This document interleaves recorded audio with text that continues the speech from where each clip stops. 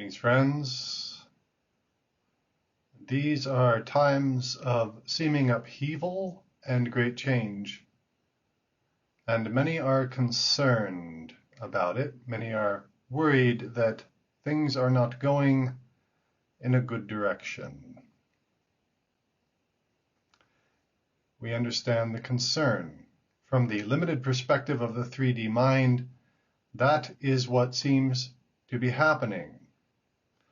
As many channels, including this one, have said, what is actually happening is that the light is becoming stronger. And when the light becomes stronger, the things that are hidden in darkness come into the light. They come into view, and also they tend to scatter and become a bit frenetic. They are concerned with their survival.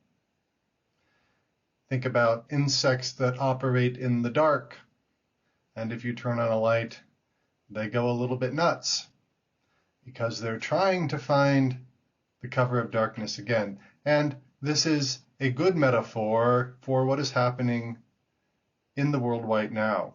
There are many who are so invested in the old ways of doing things that they will act out in all manner of ways that most of humanity finds quite unpalatable, and yet they see no other way. Their point of view is of a very low frequency. Their point of view is down the spectrum towards fear. And you've heard us speak many times about the spectrum of fear on one hand and love on the other, and they are polar opposites, and everything falls somewhere in between. And those that are creating the chaos in the world right now are vibrating closer to fear. That doesn't mean they don't experience love, but their modus operandi, their primary vibrational pattern, is one of fear.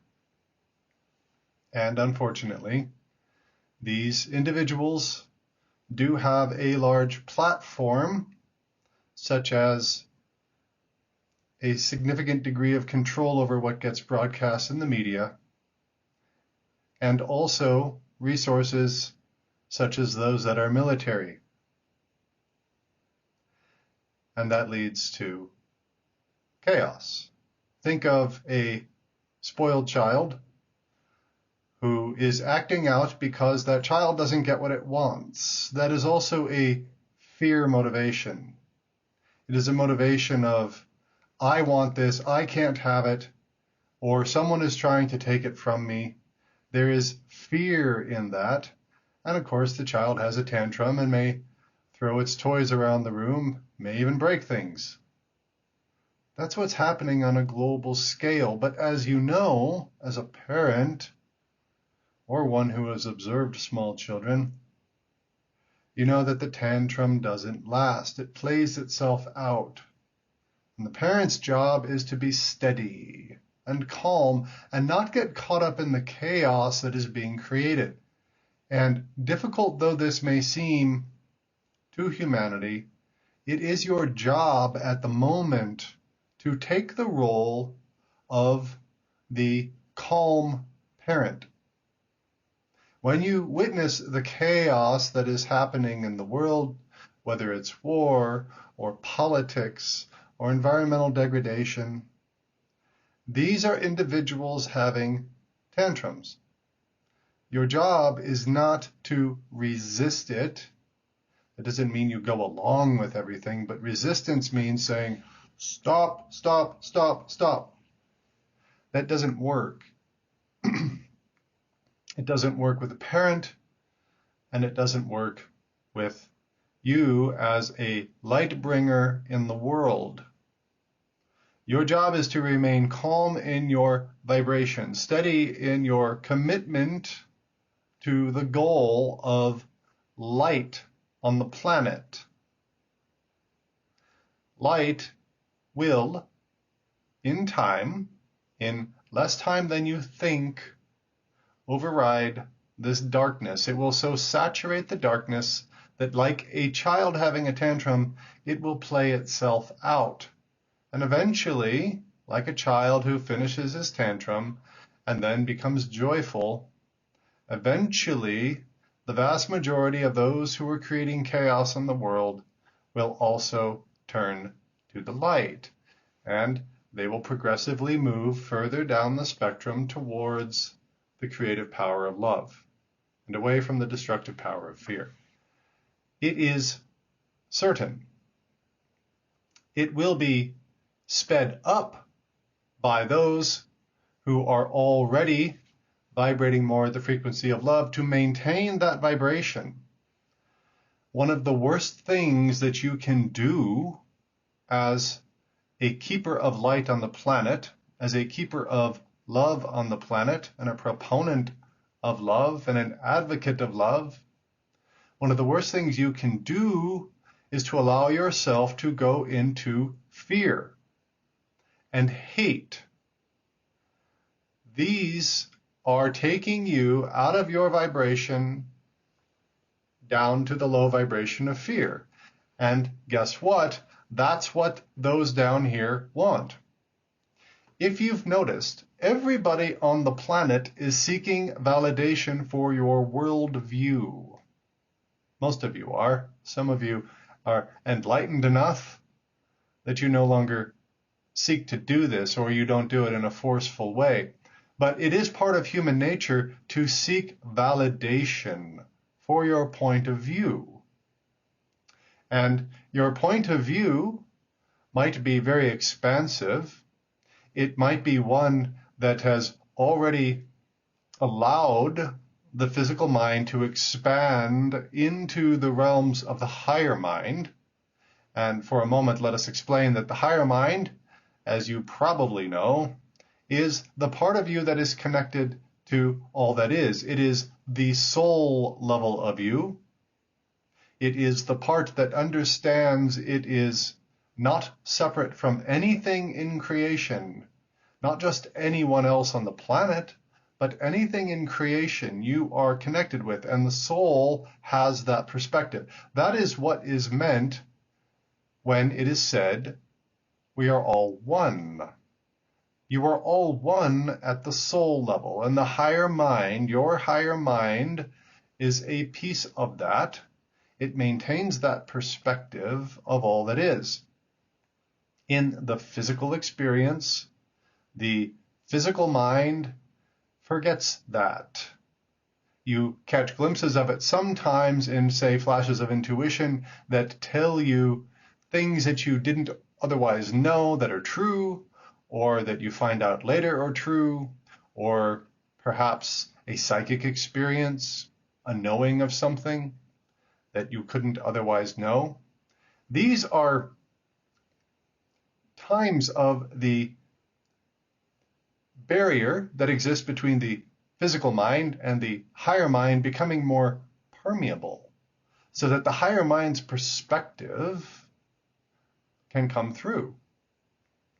And some of you are operating already at a pretty high degree of that permeability and expansion. If you can think of the physical mind as kind of a bubble, and your thoughts are coming off of the bubble and they're hitting the perimeter of it and they're bouncing back to you and your emotions and your beliefs. And this is the way that most people go through life.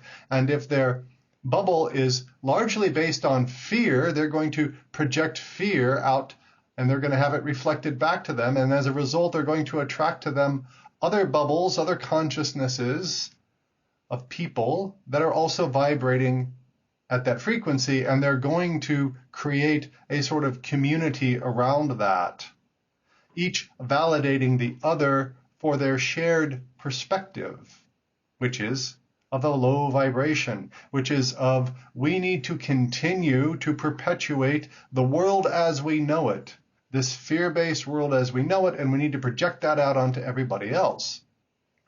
Now, those of you who are operating at a more expansive consciousness that is expanded more into the perspective of the higher mind, which is very, very large, and allowed for permeability of that barrier so that the higher mind can come through. You are already vibrating at a higher frequency of love and light, and you are attracting to yourselves similar expanded people. That's how it works. Like attracts like. And what most of the people on the planet are doing, most people are operating somewhere in between. They're not at extreme fear and they're not at extreme love, but they are confined by their own bubble. And most of them are trying to validate their perspective because the human ego wants to know that you're getting it right. The human ego wants to understand things that are, let's be honest, from the human perspective, largely not understandable. Or you see them from a limited perspective so you don't get a complete understanding. And most people go through life with sort of a low-level angst playing in the background of, what's it all really about? Why are we here? Is there really a God? What are the greatest virtues? What does it mean to live a good life? And everybody's living some particular version of that and seeking validation for it so that you know you aren't getting it wrong. Now, with that in mind, those people down here at the fear end who have control of broadcasting ability and resources to create havoc have the ability to really force their point of view. And that's what's happening right now. But as we've said before, those who are operating at a vibration of love and light are infinitely more powerful than fear. And we've given this metaphor in the past of if you walk into a dark room that is completely dark, you can see nothing, but it only takes a little bit of light. A small flicker of a candle flame, for example, to create a big amount of luminosity in that room, to really make everything visible in some way. And the brighter the light, the more expansive, the more the darkness just floods away. It is very easy to flood away darkness with a little bit of light, but if you have a tremendous amount of light, a small amount of darkness doesn't do much to it. It doesn't diminish the light. This is a very appropriate metaphor. And so the request, the challenge to all of humanity is to stay focused on the light. And when you see the darkness, don't get upset about it. Go, that is happening. I understand that that is not the way of things. And it is a very small number of people in the world that are creating this havoc. And certain others are making it look bigger than it is, broadcasting it so that it's what everybody is seeing all the time, and that makes it seem pervasive and global. But it's really not that big. That doesn't mean that you just dismiss it and go, okay, well, whatever. But what you do is you bring your light to it. You bring your light to the situation. You can pause in a moment anytime you see something that you judge to be unwanted, something that is harmful to others, to the environment, war, famine, corporate greed, all of these things that you judge to be undesirable, you can pause. You can take some deep breaths, go into a quiet, relaxed state, and you don't have to go into deep meditation. You can if you want, but just take a couple of minutes, breathe a bit, go into a quiet state of calm mind, and affirm, I am my I am presence. I am one with my higher mind. And it can be very helpful to visualize light in your heart center. It may be the pink light of divine love. It may be the sapphire blue light of divine will. It might simply be white light or golden light of transmutation. You can choose. Just see the light, whatever resonates with you. See it growing bigger and bigger in your heart. And then see a stream of that light connecting with your physical mind in the center of your brain. See it expanding there. This is the heart leading the mind. The mind goes to fear. The mind goes to worry and to pushing back and hating. The heart will always stay focused on love. And so this exercise connects the mind with the heart, and it puts the mind in a state of following the heart. And with this visualization in mind, affirm I am my I am presence, my higher mind, that which is one with all that is, that which is one with all of humanity. And I know and affirm that all of humanity is evolving in the light. I affirm divine love in this situation.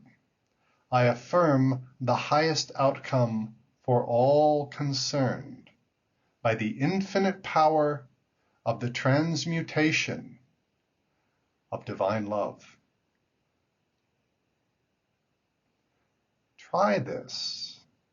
What you will notice is that instantly your vibration will shift. Pay attention to your body and how you feel after this, and say it a few times. And use your own words too. I mean, you don't have to memorize these, but you get the idea. The power of divine love, infinite transmutation through divine love of all negative circumstances that you witness. And notice your body and how it feels. Notice that you will feel lighter, and you will immediately feel a sense of relief because you have done something. This fear that is projected to you through the media that is constantly broadcasting the negative events keeps you in a state of anxiety because you want to do something and yet you feel helpless. And this anxiety, which vibrates at the frequency of fear, keeps fear active in the world. The biggest thing you can do is to control your vibration and send your intent for the highest outcome for all concerned. And you are amplifying love in your personal experience, and you are sending love to all of those who are experiencing directly the negative impact of whatever it is you're witnessing. And because you are all connected at the soul level, you are affecting them. You are affecting them in a positive way. You must know this. It is truth. And you will have the immediate satisfaction of knowing that you have done something. And you can do this as often as you like. In fact, it is in your best interest to do it as often as you can, but especially when you witness the acts of violence or terror or greed or whatever it is that triggers that fear and anxiety within you. The moment you experience that, it is time to consciously take control of your vibration and add to the light in the situation by your conscious choice, by your intentional action. This is a faster path to diminishing those things that you see in the world that you judge to be terrible. It is a faster path than any resistant activity will achieve. And the physical mind can't necessarily grasp this yet.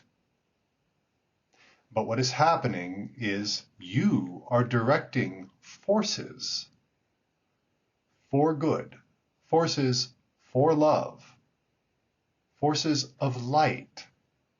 You are directing them to that situation. You are invoking divine alchemy.